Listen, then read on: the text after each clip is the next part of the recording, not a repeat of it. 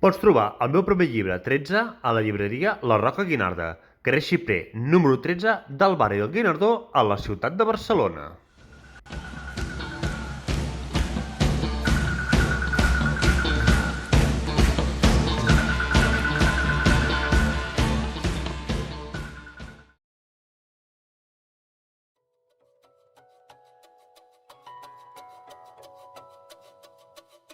«25 coses que potser no sabies, Tanoca». Tercer lliurament. Número 1. Un dels efectes de la quimioteràpia és la pèrdua temporal de les empremtes dactilars. Aquestes tornen al cap d'un parell de setmanes després de l'última sessió. Número 2.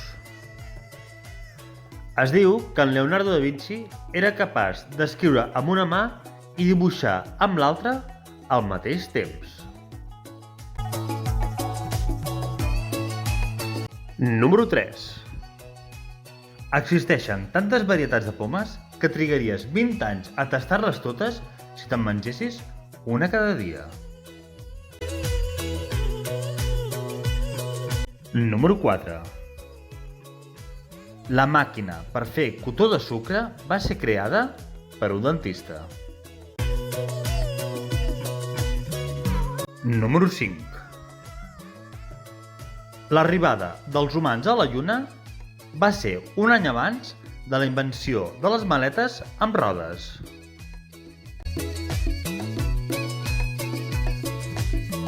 Número 6. A l'any 1830, el quètxup era venut com a remei pels problemes digestius. Número 7. A Turquia existeix una ciutat amb el nom de Batman. Número 8. Les piràmides d'Egipte, si les veiem des de l'aire, descobrirem que estan perfectament alineades amb el cinturó d'Orió.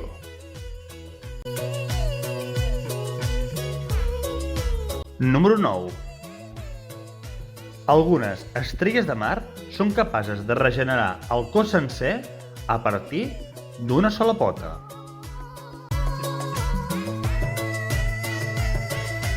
Número 10. Dels nadius americans en diem indis perquè era just el que en Cristòfol Colom es pensava que havia trobat. Número 11.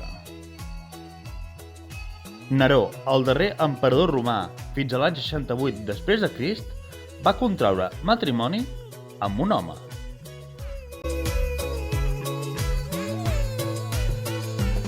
Número 12. La universitat més antiga del món és la de Qarawini, al Marroc, fundada l'any 859 després de Crist. I si aquest vídeo t'està agradant, sisplau, regala'm un m'agrada. Número 13. El motiu de que la majoria d'huracans tinguin nom de persones ve del meteoròleg americà Clement Warack, que sempre triava nom de polítics que no li agradaven per batejar-los. Número 14.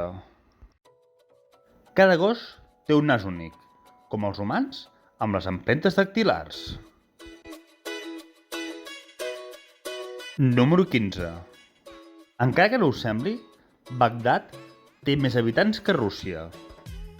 Mentre que la població de Bagdad és de 156 milions, la de Rússia és només de 150 milions. Si vols, també pots afegir un comentari a la caixa de comentaris. Número 16. La corona de la difunta reina d'Anglaterra llueix encrustat dos dels diamants més grossos del món i aquesta està valorada amb més de 4,5 milions de dòlars.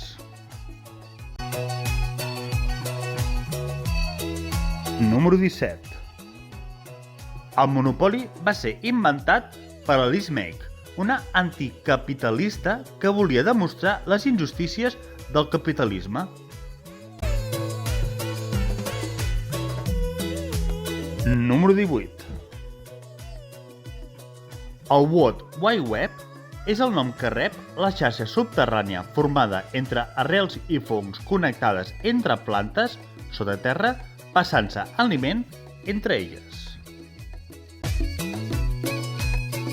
Número 19. Les balenes només dormen un 7% del seu dia i de forma vertical, convertint-les en els animals que menys dormen de tot el món. Número 20. Cleopatra, regent egípcia des de l'any 51 fins al 3 abans de Crist, no era descendent d'una família egípcia, sinó d'una família macedònica. Número 21. L'atmosfera del planeta Mart és 100 cops més prima que de la Terra i aquest és el principal motiu de que el planeta no pugui atrapar la calor del Sol.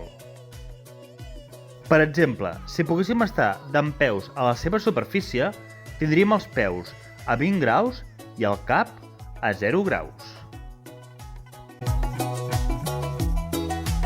Número 22. L'hiperio és l'arbre més alt del món i està situat al nord del continent americà. Número 23. Molt abans del Photoshop ja era més o menys fàcil retocar una fotografia des d'un laboratori mitjançant un ganivet o un llapis. I aquest, per norma general, era per encàrrec del client per eliminar imperfeccions. Si t'està agradant el canal, et pots subscriure per no perdre't els futurs vídeos. Número 24. Fa pocs milions d'anys, a la Terra hi habitava una espècie d'escorpí marí de poc més de 2 metres de llargada. I número 25. A Catalunya es commemora la derrota de l'11 de setembre de l'any 1714 des de l'any 1886. Va ser a Santa Maria del Mar en una missa oficialitzada per mossèn Jaume Collell. La diada originalment es celebrava fent una missa, fins a principis del segle XX que es va començar a fer una marxa d'espelmes. Tot i que en el seu moment no era un esdeveniment oficial, al llarg dels anys s'ha anat prohibint tant a les dictadures de Primo de Rivera com als del general Francisco Franco. Però no seria fins al 12 de juny de l'any 1980 que la Generalitat de Catalunya restaurada no decretaria aquell dia com a dia festiu. I ens haurien d'esperar fins a l'any 2006 perquè la senyera, l'himne dels segadors i la diada de l'11 de setembre es convertissin oficialment en símbols nacionals de Catalunya.